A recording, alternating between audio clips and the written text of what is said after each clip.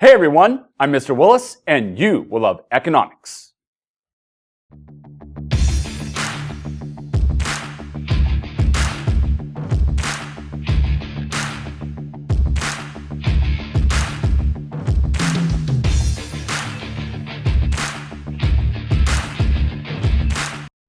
In a free and competitive market, voluntary exchange sets a price level and quantity of output at market equilibrium, where both consumers and firms can satisfy their incentive-driven goals.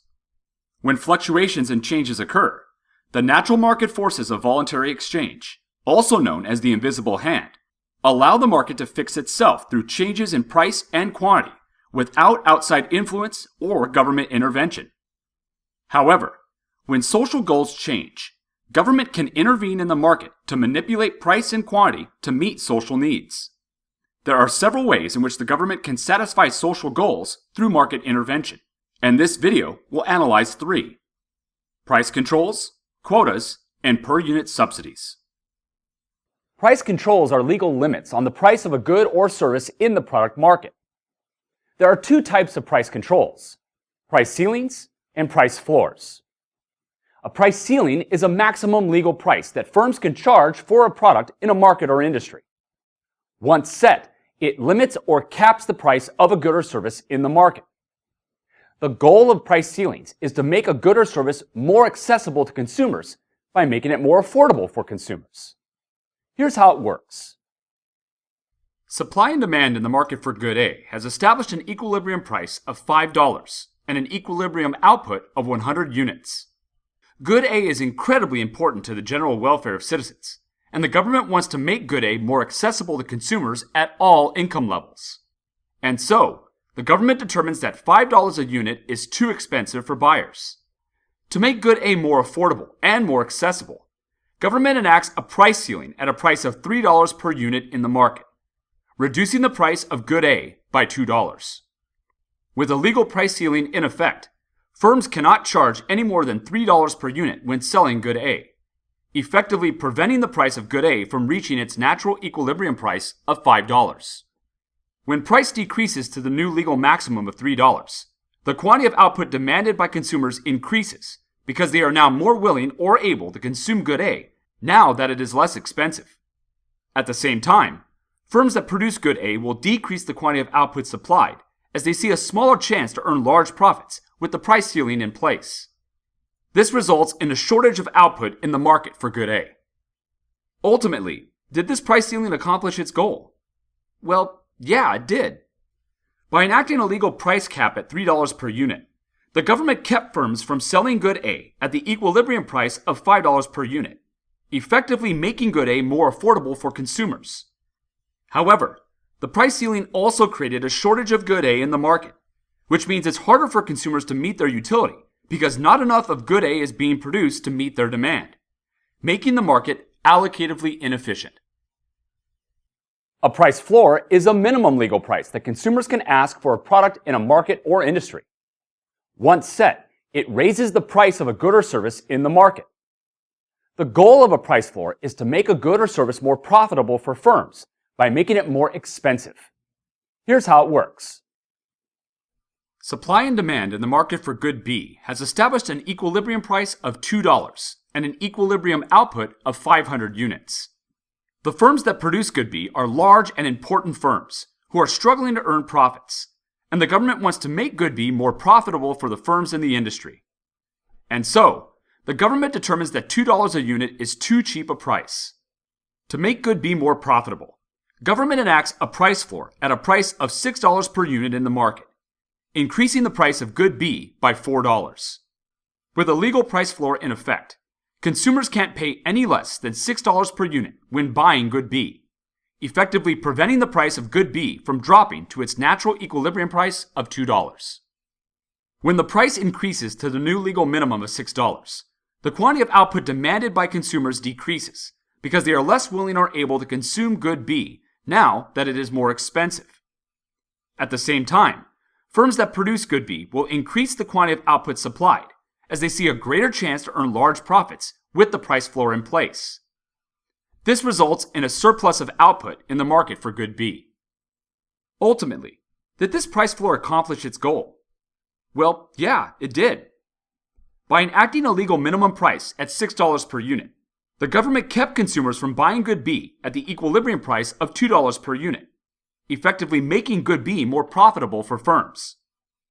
However, the price floor also created a surplus of good B in the market, which means it's harder for firms to sell their excess supply because not enough of the good is being purchased as consumers demand a lesser quantity, making the market allocatively inefficient. A quota is a government-imposed limit on production levels. Think of it as a production ceiling.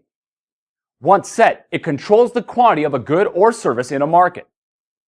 Government usually sets a quota in a market in order to reduce the pollution or other negative externalities associated with the production of a good. Ultimately, the goal of a quota is to limit or cap the quantity of a good or service produced in the product market. Here's how it works. Supply and demand in the market for good X has established an equilibrium price of $10 and an equilibrium output of 1,000 units. However, the production of good X pollutes the local environment, and the government wants to reduce the harmful effects of good X by limiting the output of good X in the market. So, the government determines that 1,000 units is excessive. To reduce the output of good X, government enacts a production quota at a quantity of 500 units, cutting the quantity of good X produced in half.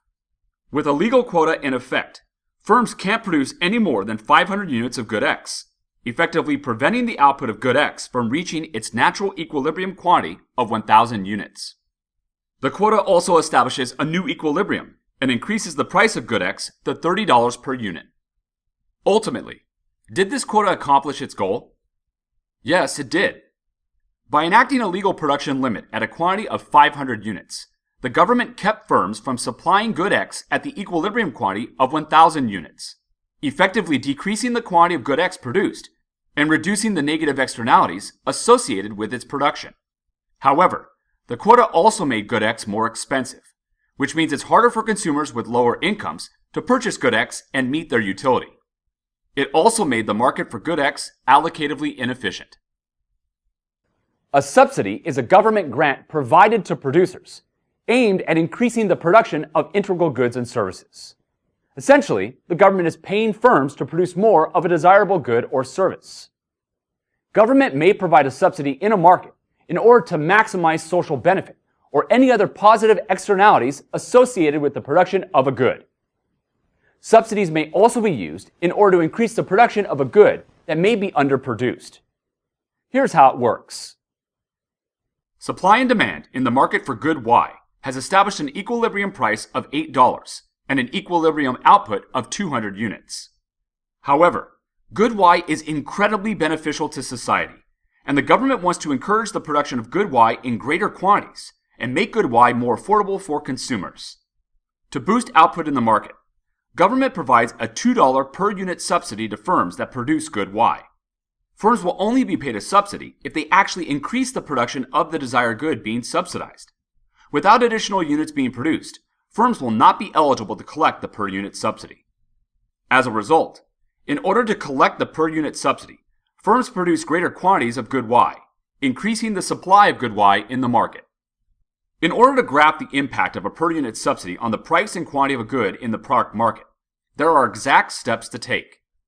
Step 1. To show an increase in the supply in the market, shift the supply curve to the right in the exact amount of the per unit subsidy.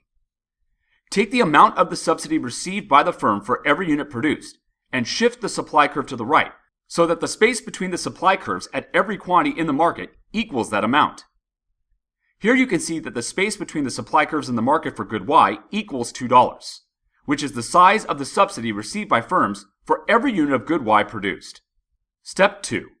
Establish a new equilibrium in the market at the intersection of the demand curve and the new supply curve after the subsidy is provided.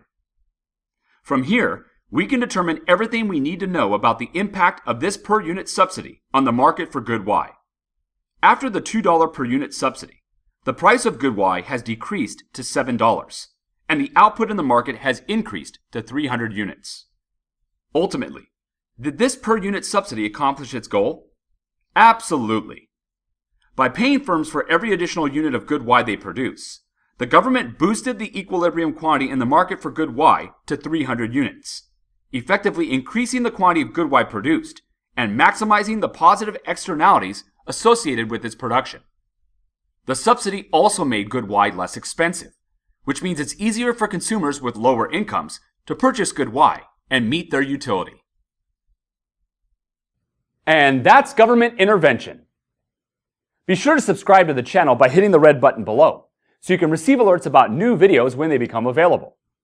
If you enjoy the channel or find my videos useful, let me know by liking the video, and feel free to leave a comment below. We have full video lectures on every topic in macro and microeconomics, as well as quick macro and micro minute videos for cram sessions and quick reviews. If you'd like to learn more, you can click here for my excise taxes and tax incident video, or you can click here for my consumer surplus, producer surplus, and deadweight loss video. Thank you so much for watching. I'll see you next time on You Will Love Economics.